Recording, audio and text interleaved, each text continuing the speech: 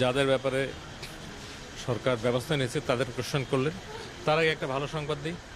যেমন আজকে একজন সচিব হয়েছে, শিল্প সচিব, আরও 9 জন সচিব আন্ডার পাইপলাইন, মেবি 1-2 একদিন 2 দিনের মধ্যে আরও 9 জন সচিব ফাঁকা মন্ত্রণালয়গুলো পোস্টিং করা হচ্ছে।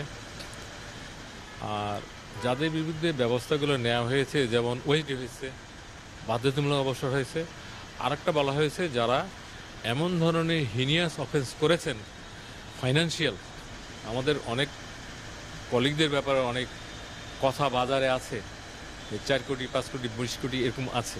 এগুলো যদি আমরা বিভিন্ন সংস্থার মাধ্যমে এবং আমাদের নিজস্ব সিস্টেমের মাধ্যমে যদি দেখি যে সত্যি সত্যি ঘটনা আছে, শুধুমাত্র সেই কেসগুলো আমরা দুদকে পাঠাবো। It's not general.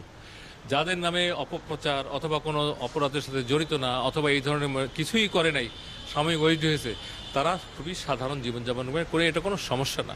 এখানে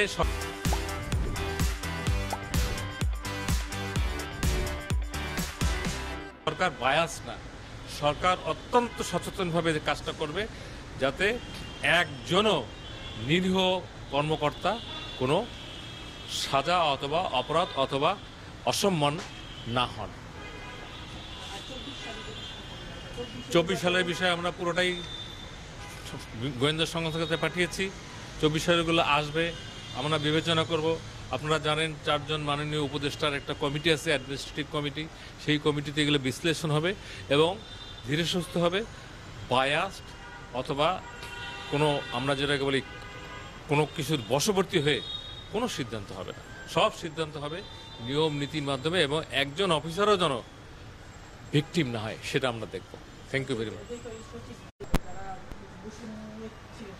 হ্যাঁ, যারা সচিব হচ্ছেন আপনাদের, আমরা 4টা এসএসডি কমিটিতে 12 জন সচিব সিলেক্ট করতে পেরেছি। তার মানে কত হার্ডালের মধ্যে আমাকে সিলেক্ট করতে হয়েছে।